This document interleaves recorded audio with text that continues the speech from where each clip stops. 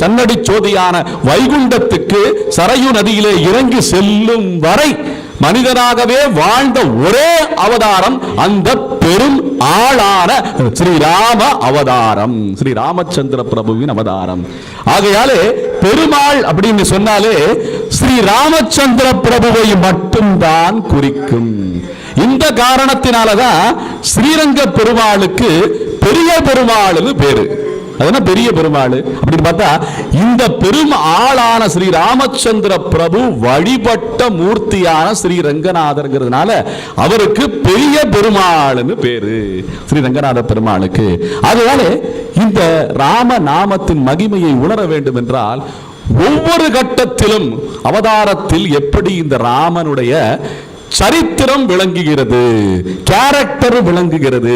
சாரித்திரம் என்ற ஒரு வார்த்தை, சம்ஸ்கிருத வார்த்தை, ரொம்ப அருமையான வார்த்தை. சாரித்திரம்